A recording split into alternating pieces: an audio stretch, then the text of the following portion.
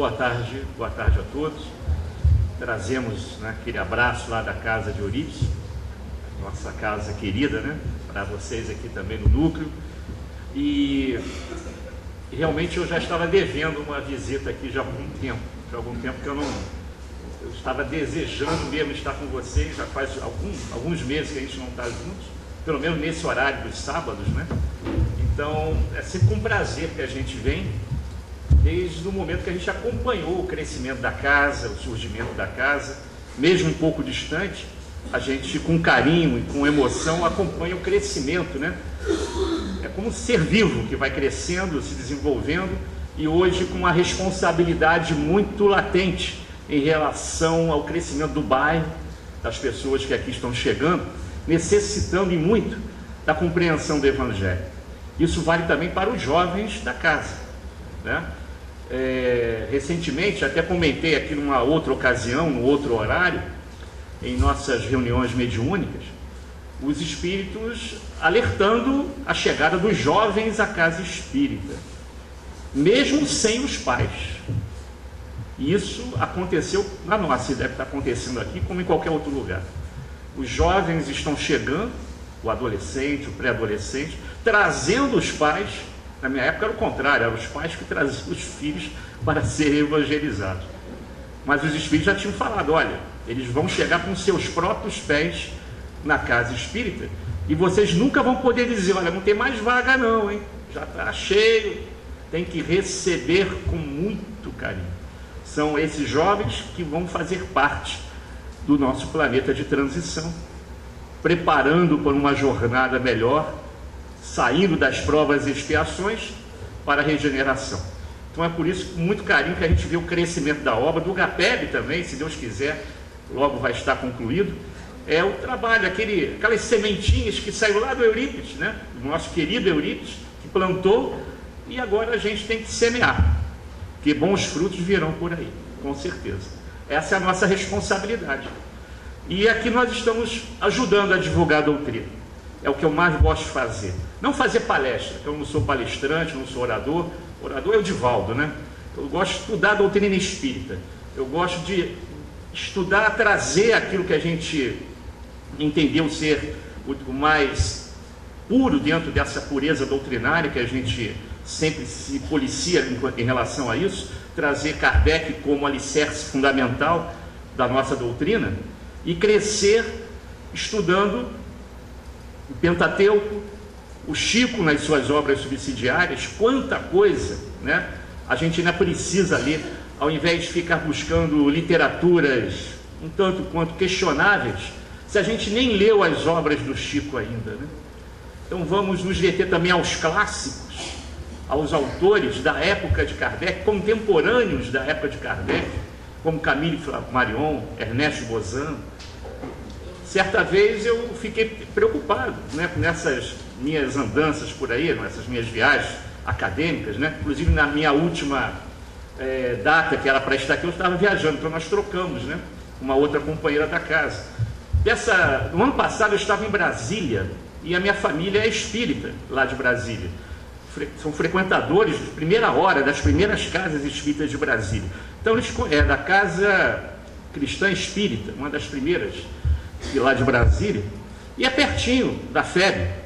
Então o relacionamento deles com os dirigentes da FEB é muito grande. E eu estive lá para rever o pessoal e tal. Nós fomos ver a FEB e tal, rever como é que estava a finalização de algumas obras no segundo andar, porque lá é normal em Brasília ter o primeiro subsolo, o segundo subsolo, e a gráfica da FEB fica lá no subsolo. E o pessoal da gráfica estava comentando da preocupação em continuar a reeditar os clássicos que ninguém está lendo mais. De vez em quando a gente lê Leon Denis, estuda Leon Denis, uma casa ou outra. A casa lá de Bento Ribeiro estuda com certeza. Talvez seja dos clássicos o que vende mais, mas o resto, gente, eles já estavam pensando em parar de reeditar os clássicos, que é a base, junto com Kardec, para a gente entender essa maravilha que é a doutrina espírita. Ninguém deve deixar de ler Ernest Bozan, Camille Flammarion, então, nos seus livros maravilhosos, né, que ele disseca a espiritualidade, os planetas, né, como um grande astrônomo que foi, o livro Urânia, que eu considero um clássico da astronomia espírita, podemos dizer assim, coisas maravilhosas que a gente não conhece e se deixa levar pela mídia, vendendo obras questionáveis.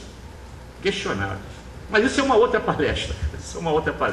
Vamos deter ao nosso clássico dos clássicos, que é Kardec, no seu livro dos Médiuns, no capítulo 5, das manifestações físicas espontâneas.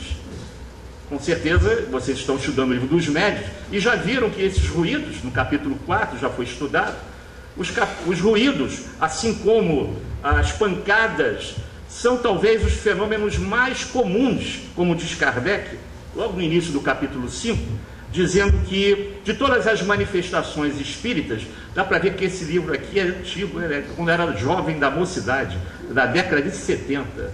Isso aqui é uma relíquia, né? Isso aqui mostra, aqui deve estar o DNA de quando eu comecei na Casa Espírita, 78, olha só. 78, vamos abafar isso aí, esqueceram o que eu falei, está gravado, né? Pô, isso aí depois a gente dá um jeito aí de desgravar isso aí.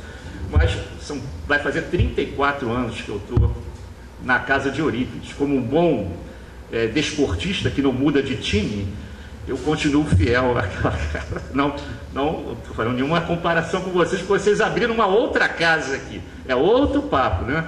Vocês abriram com outro compromisso, mas o meu compromisso com Eurípides era lá, naquela terra lá da colônia, na Rodrigues Caldas, e a gente está ali com um trabalho paralelo muito importante também na Vila Sapê, há 26 anos lá, vai fazer 27 anos agora. Esse é o nosso laboratório mediúnico, como eu chamo. É ali que a gente trabalha realmente com aquela comunidade da Vila Sapê e observando o crescimento daquela turma, né? Há 26 anos era muito diferente do que era hoje. Isso vale uma encarnação, gente. É muito prazeroso. Mas, voltando aqui ao livro dos Médiuns, Kardec diz que é, com certeza, de todas as manifestações espíritas, a mais simples e a mais frequente, mas que também dá motivos a que alguns aproveitadores, né, cheguem e usem esse tipo de atividade para simular determinados fenômenos e atestarem, ó, isso é um fenômeno paranormal, poltergeist, e na verdade não passa de uma certa... aproveitando-se, né, da inocência das pessoas, até para outros objetivos, não muito éticos. Mas Kardec atesta que esse tipo de manifestação é frequente. E Kardec vivia, com certeza, na época da compilação do Livro dos Espíritos, ele vivia em torno desses fenômenos, pesquisando. A revista Espírita, está cheia de exemplos sobre esses fenômenos de pancadas, de poltergeist, como alguns chamam, de casas mal assombradas, de pancadas, ruídos, pedrinhas que caem no telhado. Então, de onde vem isso? Quem provoca? Inclusive, até recentemente eu vi um programa numa TV a cabo, Sci-Fi, se não me engano, tem um programa, né? Caçadores de Fantasmas, Ghost Hunters. Os caras com câmeras digitais de alta tecnologia, infravermelho, captador de som, imagens que captam na escuridão. Até hoje não captaram nenhum fantasma, né? Eles falam, tem um ali, chega lá, não tem nada. Quer dizer, o pessoal que gostaria de entender o fenômeno começa a desconfiar. Pô, isso aí é brincadeira, né? Isso aí não existe, né? Mas, na verdade, a doutrina espírita pode explicar esses fenômenos, sim. Não através da ficção, desses programas duvidosos, né? Podemos dizer assim, sem nenhuma fonte científica doutrinária. A gente sabe que o americano gosta disso. Os filmes, né, de suspense, de terror, né, passam por isso, né, por esse tipo de panaceia. Mas tem coisa séria aí por trás. E é isso que a gente vai tentar pesquisar aqui e estudar. Existe coisa séria. E Kardec foi o primeiro a pesquisar. E eu repito, aconteceu com ele também. Certa vez ele estava terminando um capítulo do Livro dos Espíritos e aquele capítulo não estava legal. Aquele capítulo não estava bem, não estava bom. E os espíritos deram um jeito de avisá-lo.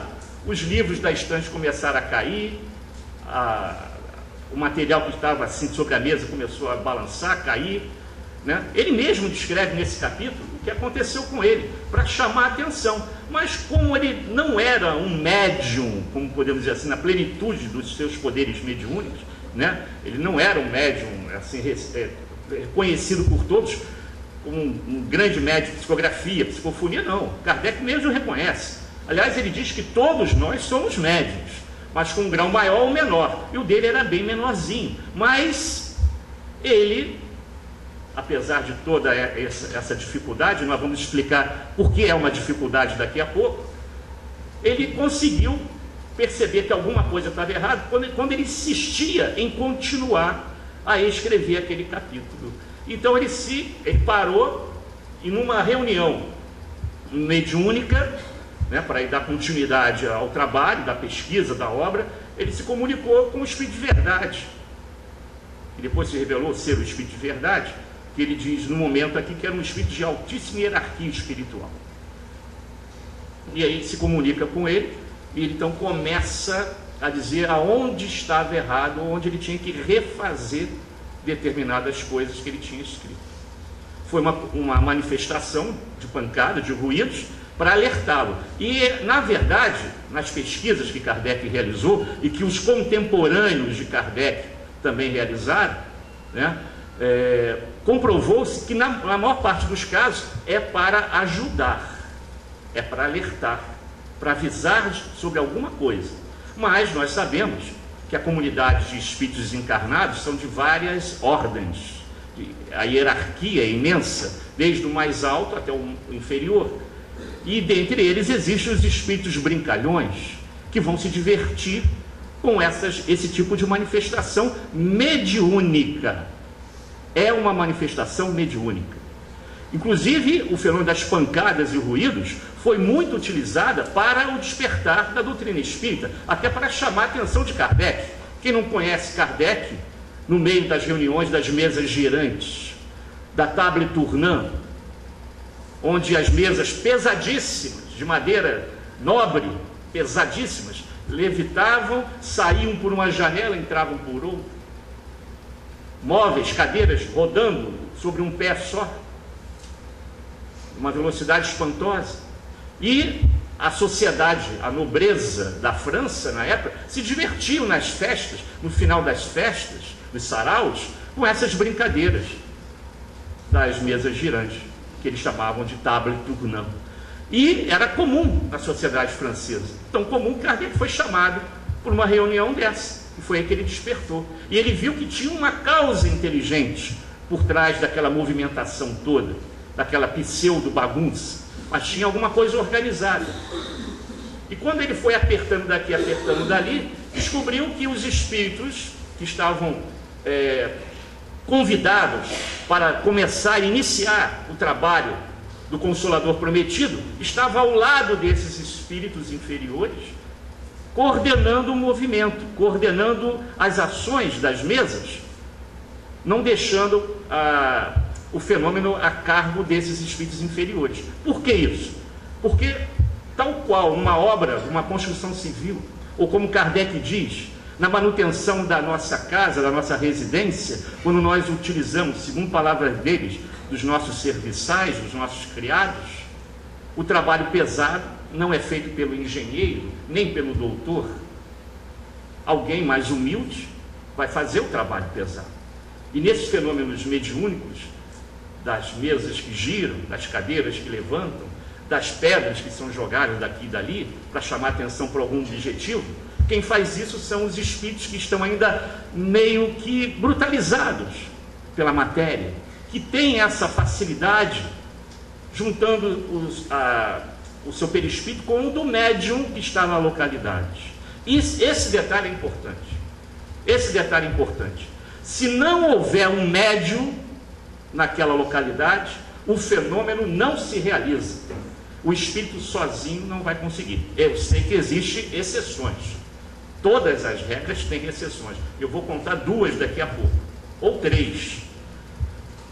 Mas no caso lá com Kardec, foi um movimento organizado pelos espíritos que ajudaram a montar a obra codificadora, E Kardec assim foi chamado a atenção. E depois, conforme ele foi trabalhando aquilo ali, ele descobriu que todos os grandes amigos espirituais, aqueles que assinaram o seu nome nas obras do Pentateuco, estavam ali ao lado daqueles espíritos, provocando os fenômenos que se deu no mundo inteiro, inclusive na terra de Eurípides. Foi assim que também Eurípides ficou sabendo do movimento espírita, junto com seu tio, com a sua tia, lá na Fazenda Santa Maria, onde ele descobriu a doutrina espírita.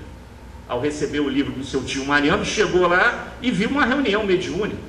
E quem visita hoje, quem tiver a oportunidade de ir na Fazenda Santa Maria, vai ver lá os móveis da época, né? O seu Amerlon, que continua ajudando a manter o patrimônio da fazenda, como se fosse na época de Eurípides, fazendo a manutenção da casa. Ele fala, olha, os móveis eram esses. Uma pessoa tentando levantar não consegue. Duas com muita dificuldade, muita mesmo. E aquela mesa levantava, saía por uma janela e voltava por outra. Isso aconteceu no mundo inteiro. Table moving era o nome que se dava nos Estados Unidos, na Europa. Modern spiritualism era como os ingleses chamavam as manifestações espíritas. Nunca querendo se aprofundar. Até hoje, inclusive, a mediunidade ou a espiritualidade ou o espiritualismo na Inglaterra é uma coisa meio diferente da nossa. É meio diferente. Quando a gente fala de reencarnação com os ingleses espiritualistas, eles ainda ficam meio assim. É difícil de entender o que eu vou falar. Eles são espiritualistas, mas não aceitam a reencarnação. Não deu para entender, né? Nem eu também consigo. Mas eles se consideram espiritualistas. Mas quando falam em reencarnação, eles são meio fechados. Eles não admitem, devido a toda aquela cultura do passado, né? Você olha para as paredes das casas inglesas, né? Todo aquele simbolismo do passado, né? As suas espadas, escudos. Eles não admitem que aquele nobre do passado poderá reencarnar como um humilde mendigo, um lixeiro, um pedreiro. Aí o orgulho fala mais alto. Eu conversei isso diretamente com um inglês, espiritualista, professor lá da nossa faculdade. Ele aceita muitas coisas, mas quando entra em reencarnação, eles não gostam de entrar muito nesse detalhe. E a mediunidade lá é um negócio diferente. A mediunidade lá é uma profissão. Tem carteira assinada. O cara se aposenta, profissão médium, se aposenta como médium. Tem direito a cobrar, fazer cobranças. Um atendimento fraterno que a gente faz de coração aberto, lá tem que pagar uma quantia para fazer um atendimento fraterno. Imagina esse médico quando desencarnar, o que é que vai acontecer com ele no plano espiritual. Aliás, não precisa nem ser no plano espiritual, no plano material. Se ele der uma buena dicha errada, o pessoal que se sentiu, vamos dizer assim, enganado, vai no PROCON lá da Inglaterra. Olha, o cara lá disse que é médico, falou que eu ia casar em 2 meses, e eu não casei, quero processá-lo. E ele ia processar. Tem esse risco também, na terra e no céu. Vai ter. É um negócio complicado, o espiritismo na Inglaterra. É meio complicado a gente falar aqui. Graças a Deus a gente segue o caminho, né, da verdade, o caminho do amor pleno e dar de graça aquilo que a gente recebe gratuitamente. Essa lei é imutável e quem passar por ela, passar por cima, vai ter algumas desventuras no mundo espiritual, se não for a tempo atendido pela equipe de Eurípides no Hospital Esperança, onde 80% dos leitos são de espíritas. Espero que a gente não passe por lá, né? Vai para o outro caminho, mas se bobear, tem um leito lá para a gente. Somente os médiuns espíritas, os médiuns. Mas Kardec não era médium dessa postura, da facilidade da comunicação pela psicofonia, psicografia, clarividência, clareaudiência. Ele não tinha nada disso, né?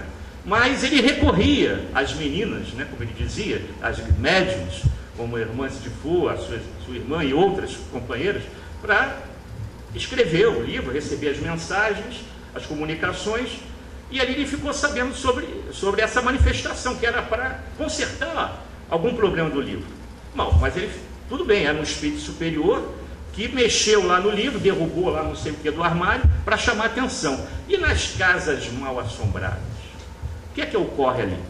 A necessidade de um médium. No caso do Kardec, foi necessário que eles aproveitaram o mínimo de condicionamento mediúnico, né, até mesmo do seu perispírito, mas o necessário para movimentar aquelas coisas ali.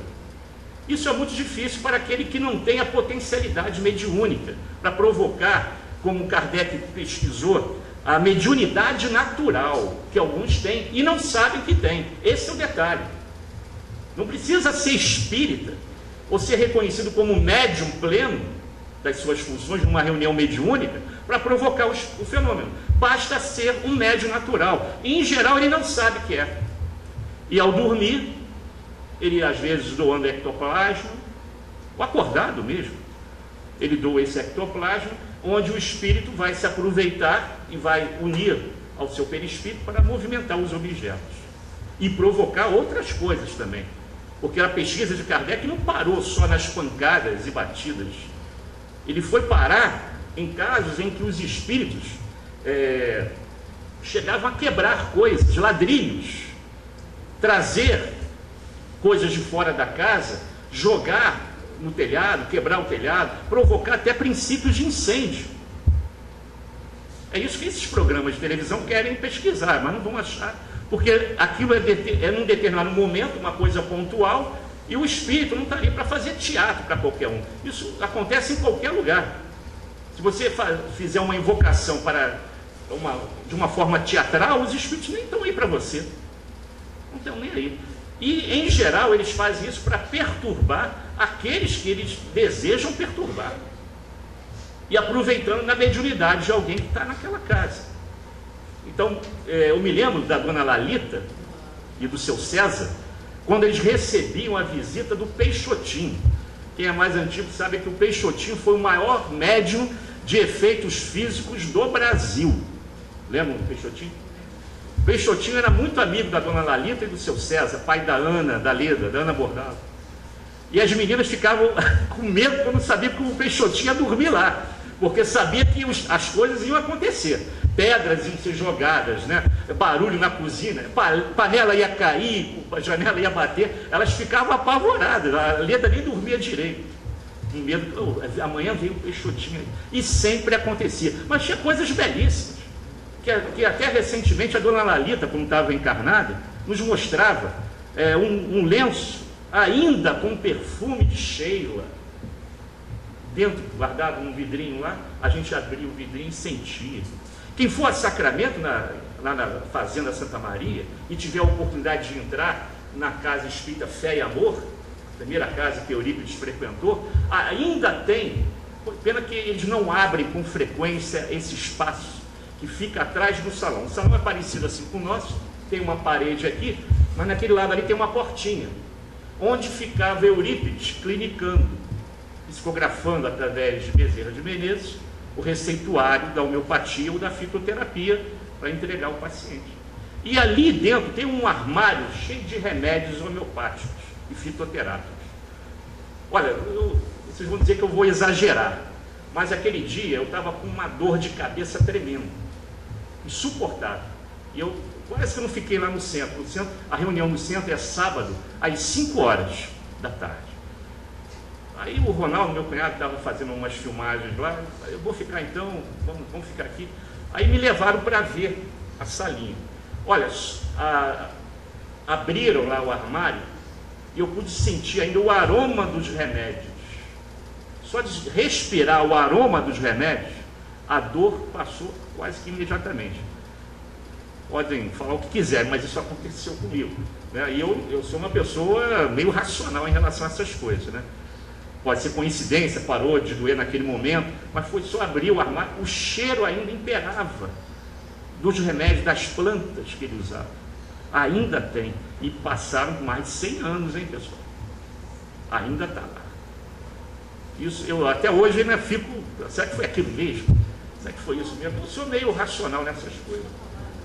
Aliás, Kardec ensinou isso para a gente, né? o espiritismo tem que ser racional, lógico, né? O bom senso reencarnado não era Kardec, o Le Bon Sens incarné.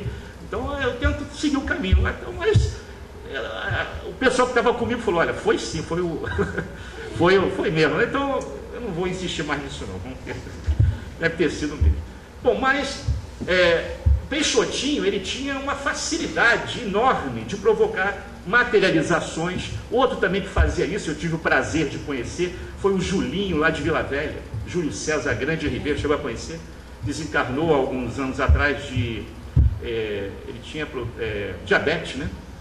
A diabetes agravou. Mas eu cheguei a participar de algumas reuniões onde ele saía até magro, emagrecia, perdia 3, dependendo da reunião, ele perdia de 3 a 5 quilos na doação de ectoplasma. Ele ficava deitado numa cama, numa maca, e os espíritos apareciam.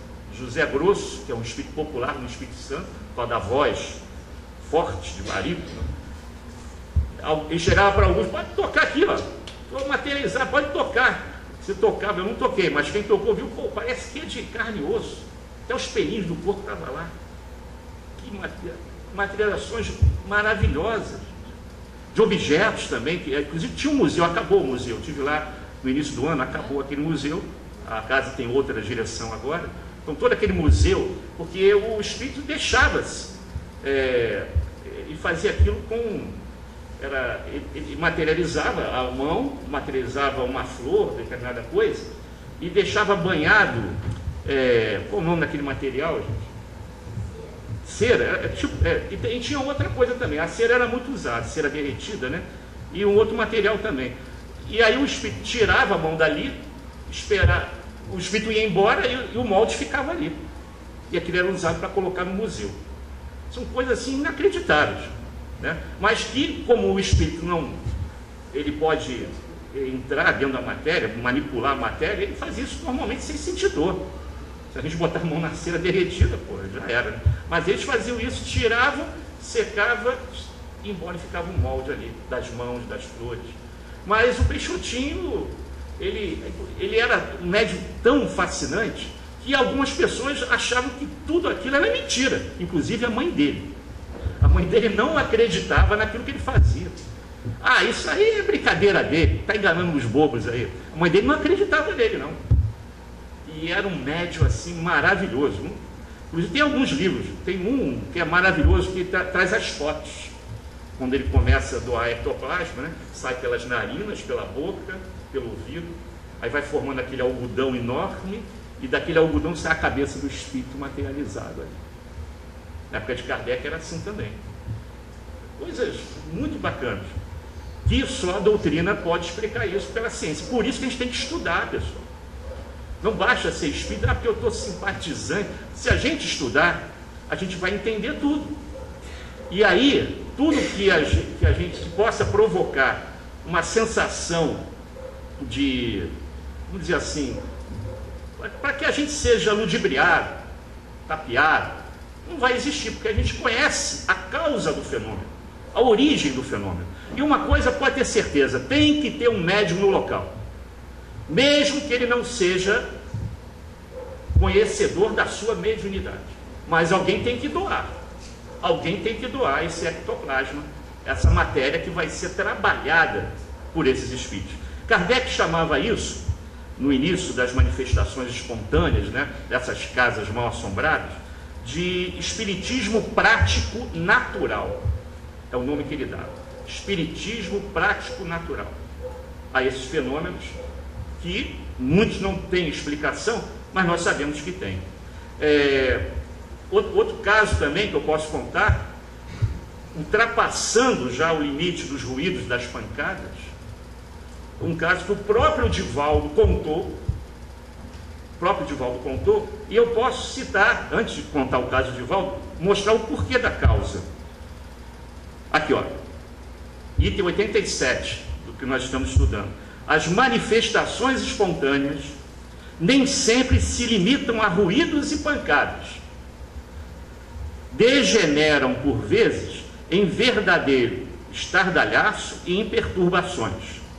Móveis e objetos diversos são derribados, projetis de toda sorte são atirados de fora para dentro, portas e janelas são abertas e fechadas por mãos invisíveis, ladrilhos são quebrados, o que não se pode levar à conta da ilusão, porque as coisas estão acontecendo. Muitas vezes ouvem-se vozerios em aposentos contíguos, barulho de louça, tudo que acontecia com o Peixotinho. Louça que cai e se quebra com estrondo, cepos que rolam pelo assoalho, e não raro, aqui, ó, não raro, sem muito exagero, né? As crônicas locais registram ataques pessoais, ataques físicos. Muito raro isso. Mas isso aconteceu com o Divaldo.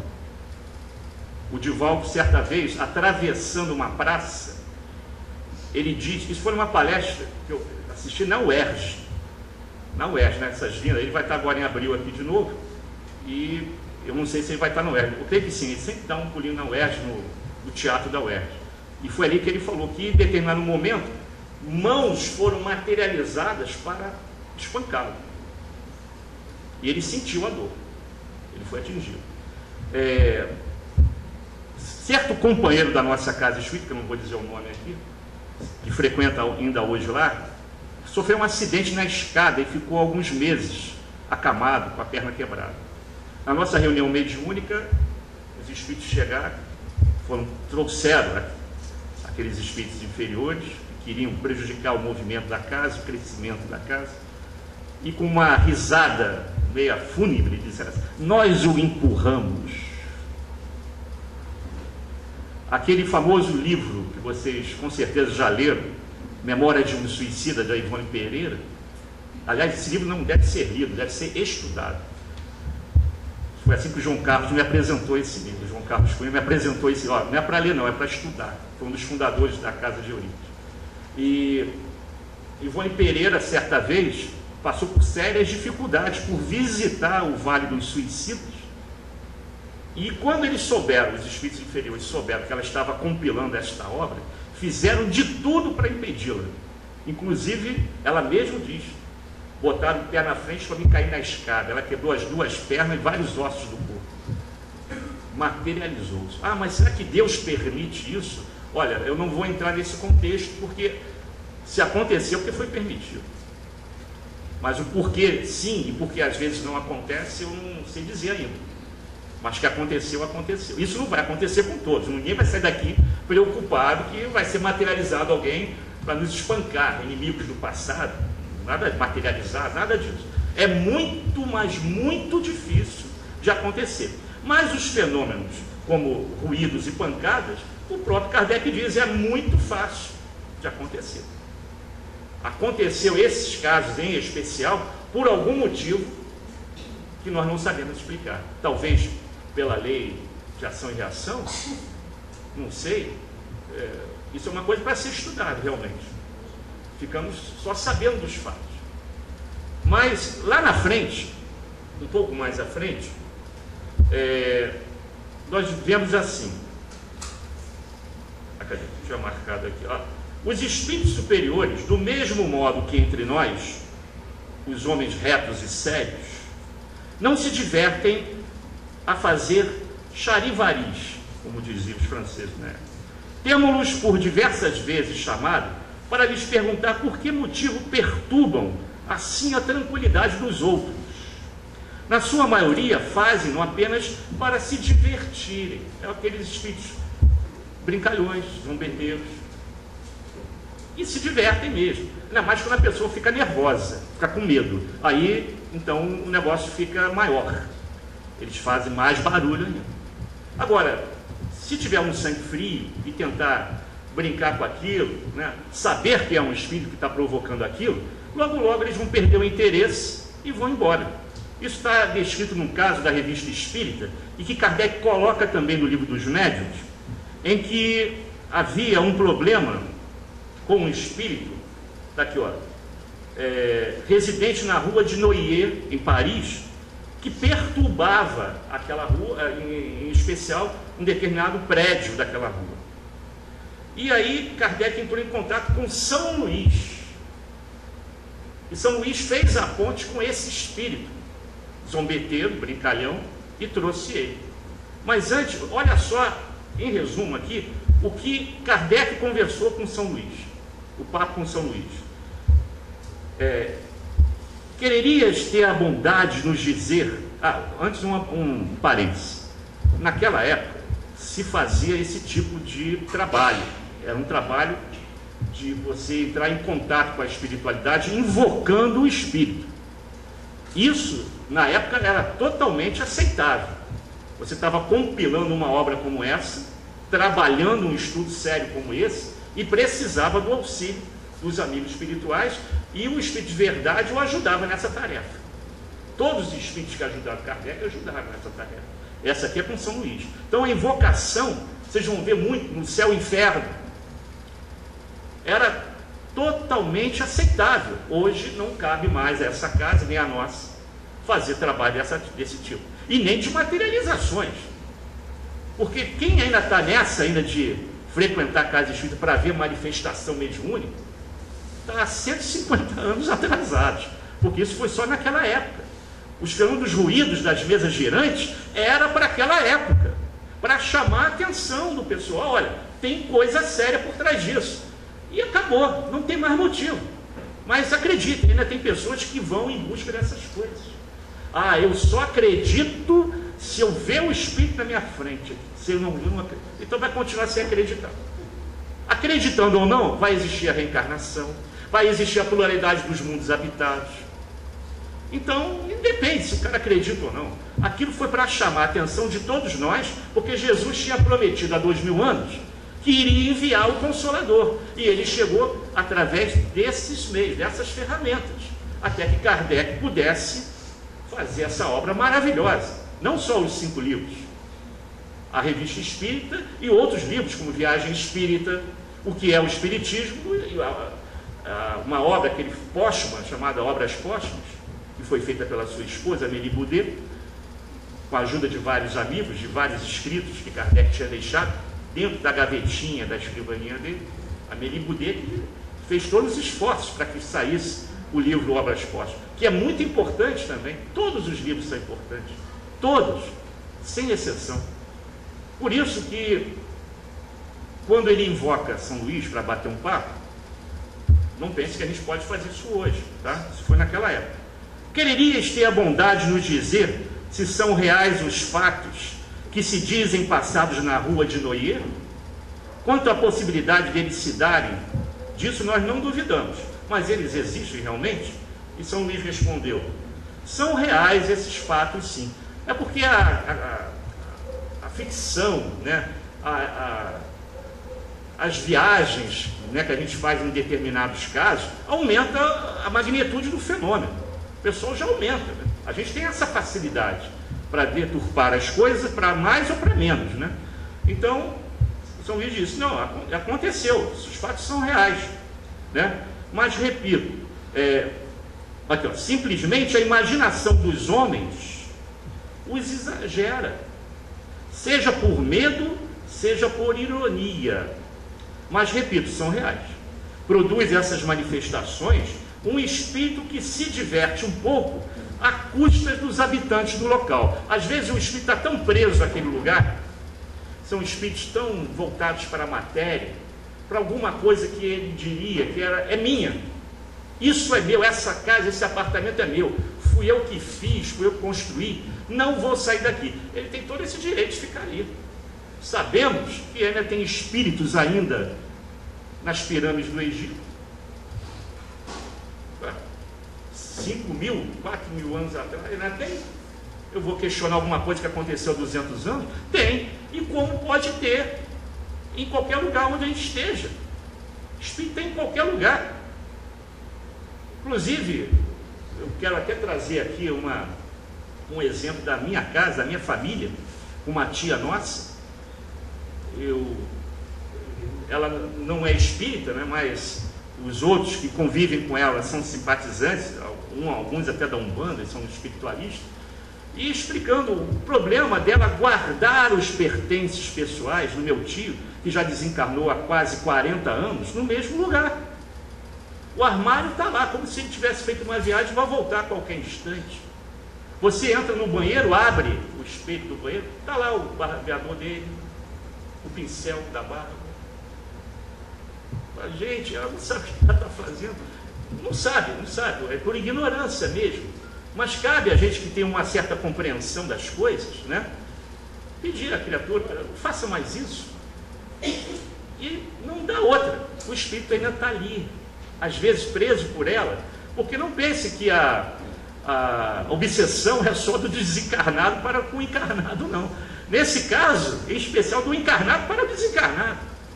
E ele falou, olha, eu vou ter que sair. Ele comunica-se com outros, esses meus tios de Brasília, que é irmão dele. Ele fala, olha, eu tenho que realizar, eu tenho que continuar na minha marcha, mas ela me prende em pensamentos. Nada contra ter os retratos, ou alguma coisa que você vai guardar de estimação, mas quando você abre o armário, o meu marido, aí acaba, né? Esse tipo de saudade não é saudável. Esse tipo de saudade não é. Não estou dizendo que tem que queimar as fotos, queimar as roupas, mas responsabilidade para com o espírito que desencarnou. Ele precisa da nossa ajuda para continuar o caminho. Ele precisa estudar, precisa se programar para voltar, tem atividade no mundo espiritual, ele não pode ficar preso. E o pensamento é tão forte que atrai realmente. Eu tentei explicar, mas aquele velho ditado, né? Ferreiro, né? Carlos Ferreiro. Então não teve jeito. Mas que existe esse problema na nossa família. Existe. Então esse espírito, de repente, estava lá, como o São Luís falou, estava lá há um tempo. É a casa dele, eu construí a minha casa, não vou sair daqui. O problema do ter, né? O meu. Eu comprei, é meu. Isso é difícil da gente esquecer, mesmo desencarnado. Fica preso ali, fica mesmo, gente. E tem vários casos de comprovação da mediunidade, da reencarnação. Um pesquisador indiano, que tem mais de 1.200 casos catalogados, esses fenômenos, né, de vidas passadas, né, que o espírito diz, olha, você pode cavar ali que tem um dinheiro que eu deixei ali. Aí o cara vai lá, cava e tem um dinheirinho ali mesmo, né? Pode perguntar a pessoa tal, que eu fui fulano de tal, dá todas as dicas. E também tem aqueles espíritos que preferem ficar guardando o seu tesouro, ou guardando a sua casa. Se ele achar que o visitante é simpático, ele dá até um tempo para ele. Mas se não for com a cara do visitante, ele vai criar problemas. E foi exatamente isso que aconteceu na rua de Noyer, em Paris. Aí Kardec, então, com a ajuda de São Luís, chama o espírito. Vamos conversar com o espírito. Outra invocação. Aí vem assim. Foi feita a invocação, aí o espírito diz assim, que tinha de me chamar? Queres umas pedradas? Olha só. Eles são assim, eles são audazes. Tentam meter o medo. Né? A gente está acostumado com esses espíritos, a gente sabe que a gente está protegido numa reunião mediúnica, a gente não vai ter medo do espírito. Senão, tudo que a gente aprendeu aqui cai por água abaixo. Né? A proteção é total, gente. A partir do momento que nós estamos com Jesus, no trabalho do bem, estamos seguros. Pode ter certeza. Inclusive, nesse momento final da nossa reunião, quando vocês tomarem os passos, tomarem a água fluidificada, tentem levar um pouquinho disso para a sua casa. Tentem levar um pouco dessa atmosfera de amor e de segurança para os seus lares, complementando no culto do lar. Porque se não fizer o culto do lar, fica mais difícil, né? A campanha que a FEB está relançando. Se vocês não receberam, ainda vão receber panfletos. Devido a essa campanha, o relançamento da campanha, agora eles vão chamar de evangelização no lar. Não é mais culto doméstico do lar. Agora o projeto é evangelização no lar. Vocês receberam alguma coisa aqui da UZR? Da antiga UZR, ERG agora não. Mas vão receber. São vários panfletos para serem distribuídos e orientando o pessoal em relação a essa campanha que foi... Aliás, é uma campanha permanente da fé, como é do suicídio, da pena de morte, né, do aborto. São campanhas permanentes. Bom, aí foi feita a evocação. Então ele falou isso tudo. Querem umas pedradas? Então, o que é que vocês querem?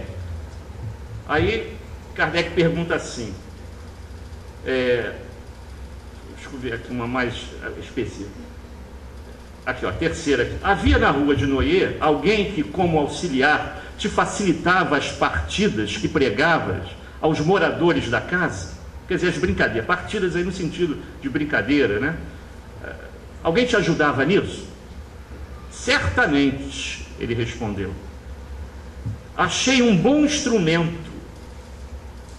Vocês acham que era uma pessoa encarnada ou desencarnada? Esse instrumento. Achei um bom instrumento, e não havia nenhum espírito douto, sábio e virtuoso para me embaraçar, porque sou alegre, gosto às vezes de me divertir. Aí Kardec pergunta, mas qual foi a pessoa que te serviu de instrumento? Resposta, uma criada. Talvez a pessoa menos importante daquela casa, que ficava no quartinho, geralmente os criados, né, ficavam naqueles quartos, quando dormia no lar, naquelas casas de Paris, ficava um quartinho lá no fundo da casa. Dali, ela irradiava as vibrações ectoplasmáticas para que ele se utilizasse dos fenômenos. Eu só cuidava de me divertir. Vós outros, porém, estudam isso como coisa séria. E terei mais um fato a mostrar, porque nós existimos, né? Pelo menos ele ficou contente que eles descobriram, Kardec e a equipe dele, descobriu que eles estavam vivos. Eles estavam vivos. Ou seja, se a gente for espremer esse caso, botar uma lente de aumento, né, vai ver que eles foram também instrumentos de espíritos mais evoluídos, para que chegassem a essa comprovação. Apesar do medo que a família teve, como alguns casos que a gente vê aí, famílias que abandonam as suas casas com medo, né? Aqui eu não volto mais, essa casa está mal assombrada e tal, aí não volta mais. Mas o que? São espíritos zombeteiros. Em muitos casos, quando não vão com a cara da pessoa que está ali, brincam mesmo, fazem pilhérias, né? Com piadas em relação àquela situação. É um fato que realmente existe. Estamos no nosso final. E eu só gostaria de lembrar vocês, no finalzinho aqui do nosso estudo, só para fechar aqui com Kardec, quando ele diz que... Estava aqui no finalzinho. Não confundir, isso vai ser o próximo estudo que vocês vão ter, é o fenômeno de transporte. Não confundir materializações, com isso que nós já acabamos de ver, e fenômeno de transporte, que vocês vão ver em breve, transporte aquilo que o Peixotinho fazia, trazia a flor, a pedra, uma coisa bonita, um objeto bonito, de um lugar para cá. Mas ele não criava aquele objeto, a gente sabia, estudando a gente vai saber isso, ele tirava daquele local, tirava da natureza e colocava ali. A gente ainda está longe ainda de descobrir, por mais que a gente seja fanático por aqueles filmes de Star Wars, Star Trek, aquele negocinho parecendo celular, o cara se desmaterializando e aparecendo em outro lugar, por mais que a gente queira acreditar nisso, isso futuramente poder acontecer, a gente não sabe explicar como é que isso se dá. Mas eles dominam os átomos, as moléculas, sabem trabalhar com isso, desmaterializam ali e materializam aqui. Não me perguntem como isso é feito. E ninguém vai responder isso. Ainda não dá para responder isso. Mas nós vamos saber em breve. Nós estamos avançando intelectualmente, moralmente, espiritualmente, estamos avançando. E no momento certo, tudo isso vai ser explicado. Mas uma coisa que Eurípides fazia, que era o fenômeno de desdobramento, e muitos falam que é fenômeno de transporte, né? O pessoal está enganado. Não é. Transporte é só com as coisas materiais. Quando o espírito sai de um lugar e se materializa no outro, como Eurípides fazia, de bilocação, aí é um fenômeno mediúnico bem específico, da bilocação.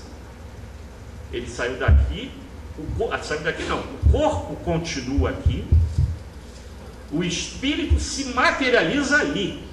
Ele está em dois lugares ao mesmo tempo.